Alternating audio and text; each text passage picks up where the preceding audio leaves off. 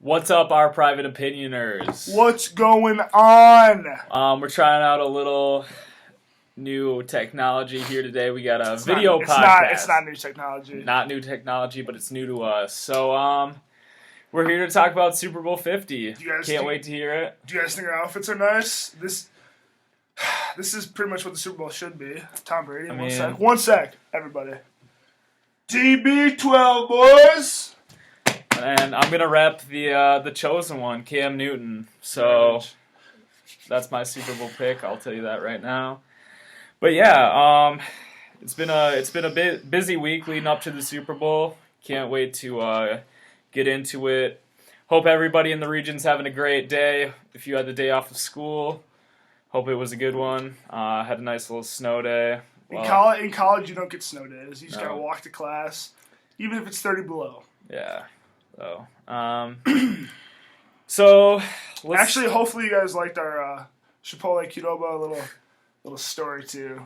Yeah. But yeah. Let's get to the Super Bowl. Let's talk about. It's an exciting time. Super Bowl 50. Definitely a big one in the NFL's history, and it's kind of a story of two sides. You know, you got the old vet in Peyton Manning, and you also got the young gun in Cam Newton. So I'm really looking forward to it. Shout out to Connor Grevlos, by the way, for the jerseys. Thanks for hooking us up. That's all right, but what a beautiful jersey we got. Just kidding. The Patriots should probably wear that color more often, honestly. Why is that, bud? I mean, it looks better. It does look better. I like the red. Beautiful jersey. I like the red. 100%. They'll wear that in the Super Bowl next year. But yeah, so first of all, before we really get into the basics of the game, what do you think about Cam's Versace pants? Those were definitely necessary. Was that necessary? For him, yes. He's definitely making his own style. He can do whatever he wants. He can wear whatever he wants. And of course, people are gonna blow it up on social media and make a big deal out of it. Who cares? It's not like I'm blowing it up, but I mean, like, no, I'm not saying you are. Necessary? I'm not saying you are, but I'm saying like people out there are gonna make a big deal about it. But yeah, Cam Newton's, he's got his own style. He's got his own swagger. And that's why I like him, you know? Yeah, I mean, just touching on Cam Newton, there's two parts of it. The first part of it is that I think that just be more humble. You don't need to be this guy who does all these crazy things. But on the other side of it, I understand. I mean, this is a huge 2 weeks to boost his status in society. He's trying to get as much attention as he can, which you can't blame him for that. Yeah, he's doing some crazy things. I mean, if you think about some of the quotes he's saying, like, first example, hey, are you the LeBron James of the NFL? And then, of course, he can't just laugh it off and say, yeah, whatever, yada, yada. He just goes on to say, why can't LeBron James be the Cam Newton of power forwards? Like some of that stuff is... Yeah, whatever, that's fine. That's just Cam Newton, that's fine. I'm just a hater, but do you know what I'm saying? I know what you're saying, first of all, the point that you made about LeBron and Cam, I feel like people, they got to stop. You can't compare two athletes in different sports. First of all, that just doesn't work. Like, just stop right there. It's two different sports. So, and Cam Newton, yeah, I think he does talk a lot. Probably more than average. You see him dancing out there, dabbing, having fun, but that's just who he is. And I think he brings a different swagger to the table than a lot of people in the NFL do. So, I mean, it's kind of like 50-50. Some people love it, some people hate it. But everyone respects it. Yeah, I mean, it's fun to watch, fun to hear. Can't wait to get this Super Bowl underway. But actually, also touching on that, as far as Cam's dancing, I mean, this is the one time I will back Cam. Like, if you're going to hate Cam, don't do it because of his dancing. Like, come on. Is this any different than Aaron Rodgers' double check? Absolutely not. Is giving a ball to a fan any worse than the Lambeau leap? Absolutely not. So if you're going to get mad at him because it's dancing, not justified. If you have other reasons, whatever. But let's just relax on the dancing. Everyone does that. Let's move on. Yeah. Okay. Let's go to the Broncos side. What kind of stories we got on the Broncos side? Well, first and foremost, there's been some rumors out there. Of course, they're rumors, so don't look too far into them, but this could possibly be Peyton Manning's last rodeo. AKA, it's definitely Peyton Manning's last ever NFL game. All right, so yeah, well, I mean, that's definitely yet to be seen, but it's looking like it could be that way, and what a fitting setting for him. Seems too good to be true, honestly. It really is. It really is. It's a perfect situation for Peyton to be in. So from the Broncos side of things, I think another thing that a lot of people are kind of doubting on the Broncos. You know, you see the Panthers as a heavy favorite. Everybody's rooting, not rooting Literally for, everyone, but everybody's like betting on the Panthers. So I mean, I think that's one thing they got going for them. But another thing that helps is that defense. Yes. That's what's been carrying them the whole time. Yeah, so I mean, it's kind of like the John Elway situation. It's almost like it's like a fairy tale thing. Like John Elway went on top with the Broncos when he wasn't favored or whatever. So it seems like the same thing's going to happen. But it's weird because you got two very interesting stories. On one end, you got year of Cam. Cam's had this unstoppable year, 15-1 MVP, dominating, and no one's touching him. But then you got Peyton Manning, who he has the best defense in the league. He doesn't turn the ball over. That's kind of irrelevant. But his best defense in the league. This is his last year. He still knows how to win games, and it's his last year. Like, it seems destined that he should go out on top and then move on to retirement. But then it's like, wow, Cam's this good. No one's been able to touch him. So it's just like, it's just two forces that are clashing, and it's literally, I have no idea what could happen. Number one thing that could happen, Cam Newton could come out just 21-0 quick, and then it's like, holy shit, Peyton Manning. No way Peyton Manning's coming back from 21-0. But then it also could be this game where Cam Newton struggles, Von Miller, DeMarcus Ware, they get to Peyton Manning, Aqib Talib, Chris Harris, these guys lock down the average Carolina Panthers receivers. So Cam, because if you think about it, if you watch the Cardinals game, a lot of the passes that Cam Newton made, guys were, first of all, he has the best offensive line in the league, probably behind the Cowboys. So he has all the time in the world, and he's making these passes. No one's around him. He's making passes that anyone can make.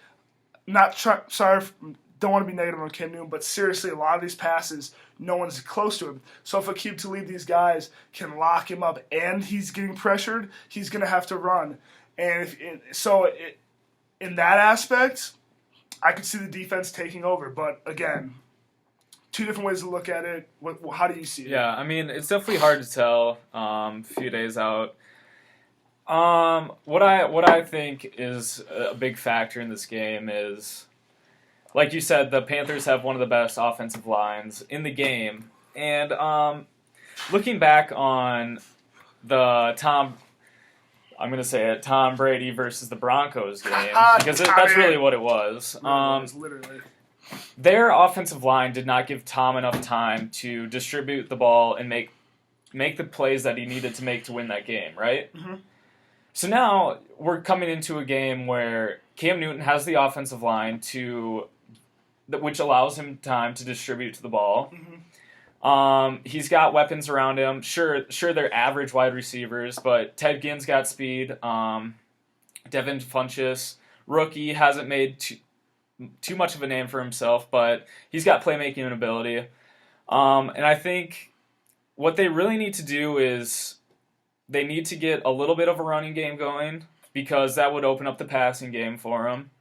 And they just need to play loose, and that's what the Panthers do. They're so good at doing that. Like, you see teams playing tight, and I think that's what we saw. The Patriots were a little bit tight, and that's why they weren't able to win that game. So from the offensive side of the ball, I think it's really comes down to that offensive line giving Cam Newton time.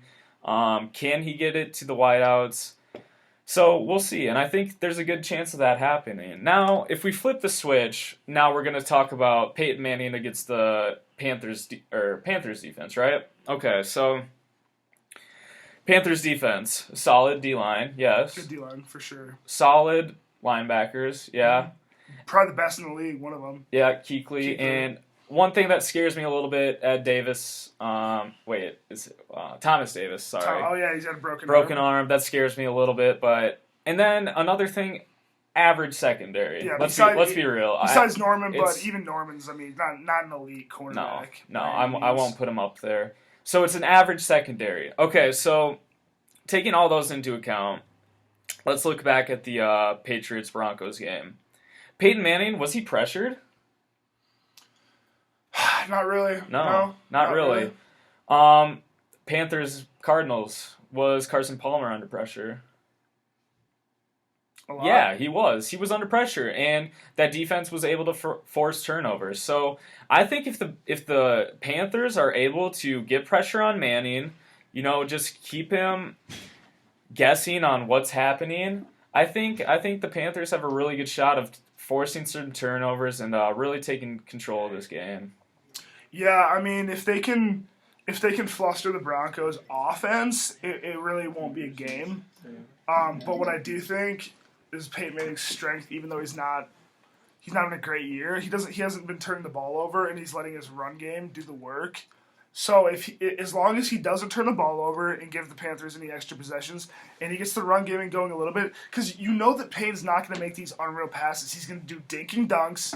Because he doesn't have the arm strength to do anything farther than 20 yards downfield. So he's going to dink and dunk. And as long as he doesn't turn the ball over and let his defense try to win the game, that's the way they're going to win. They're not going to win by Peyton Manning winning. He just can't win the game for him. He just can't have turnovers. Exactly. He cannot have turnovers. And when you say he's not trying to he's going to try and dink and dunk, so he's not going to really try and test that secondary too often.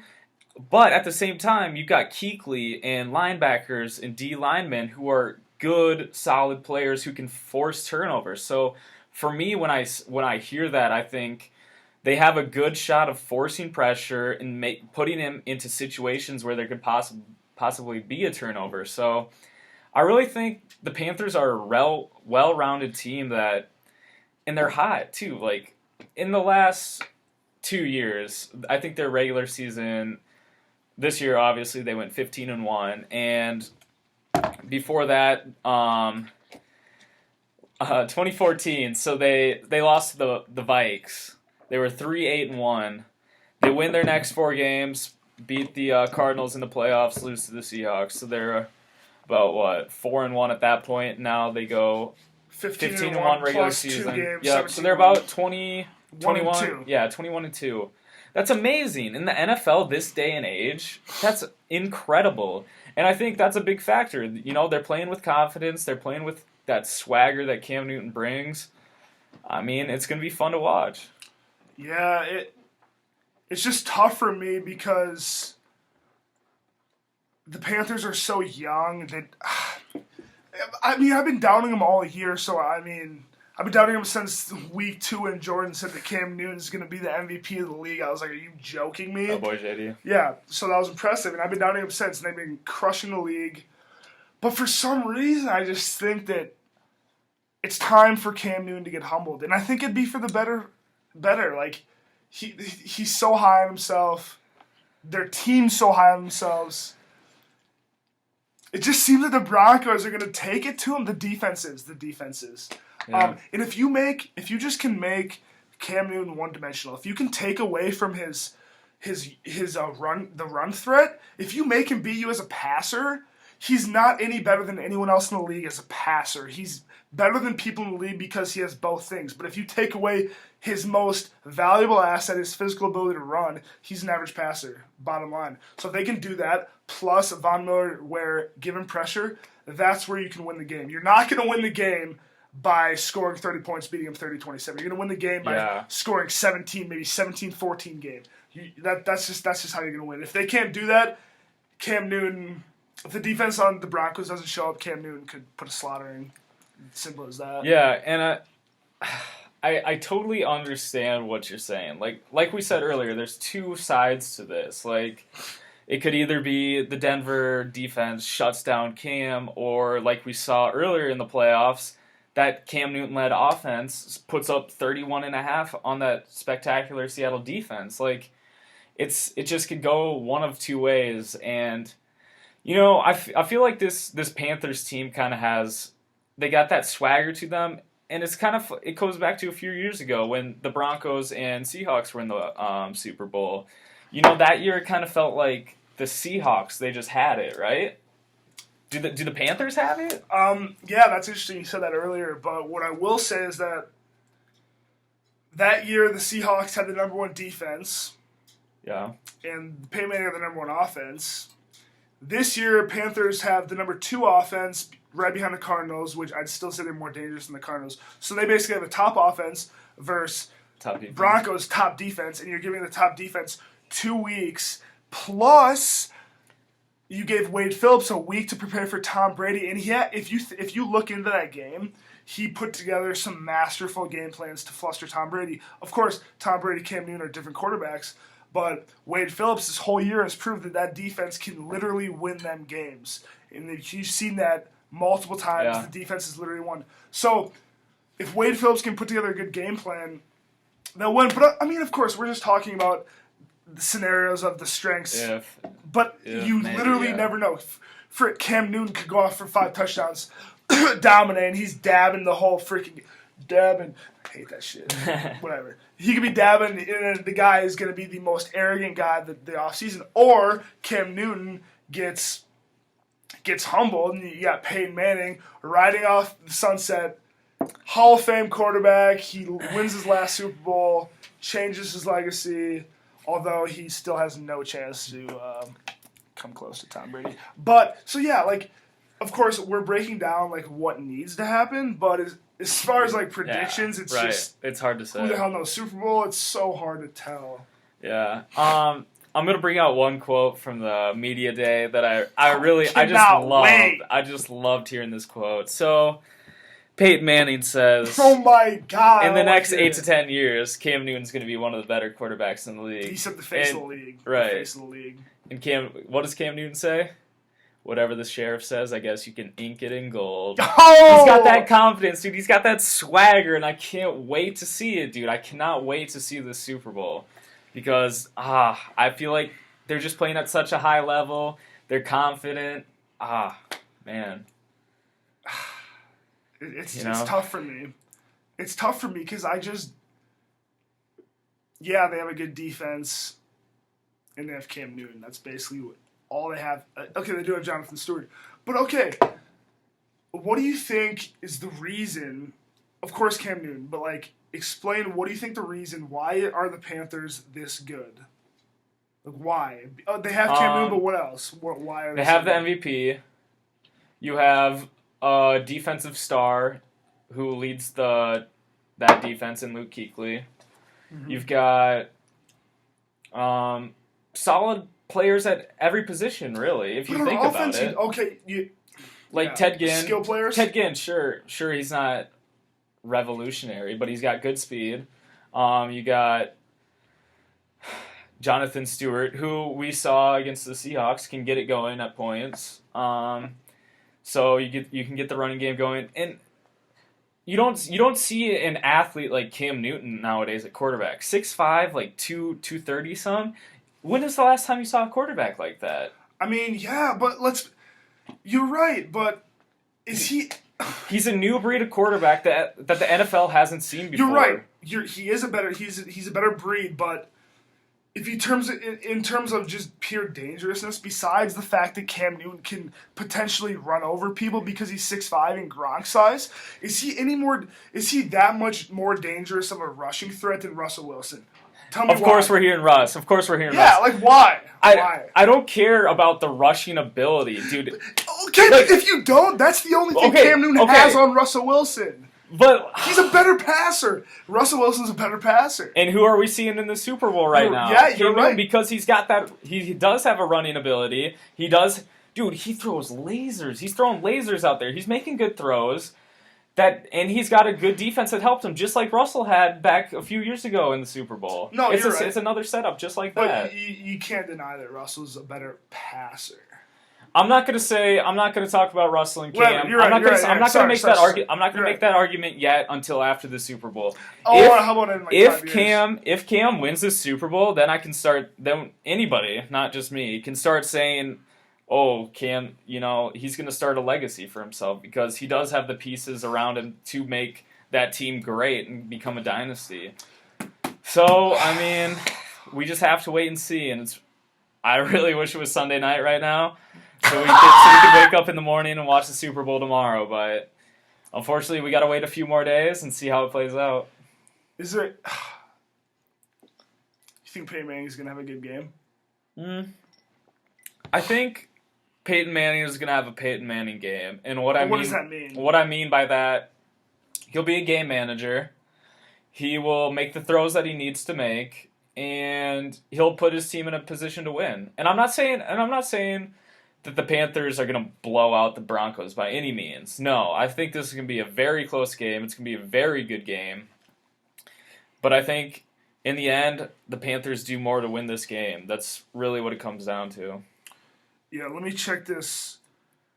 The line quick. What's the line? Do you know what the line is?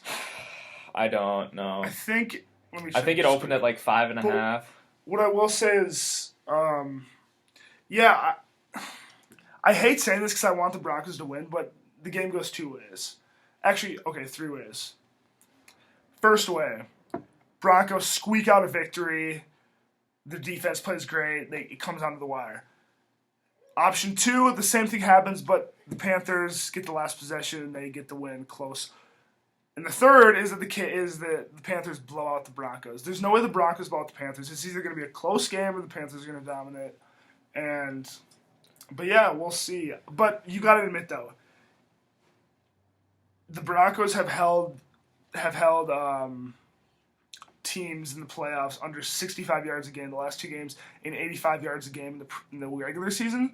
So if they can just stop the running game of the Panthers, because you got to admit, the only reason they got up on the Seahawks is because Jonathan Stewart had that huge run, pick six, that broke up. And it was just the rushing attack that just overwhelmed them right away. So if they can make Cam Newton strictly a passer, that is what they need to do, and that is how they're going to win the game. Yeah, I mean, I could definitely see that happening.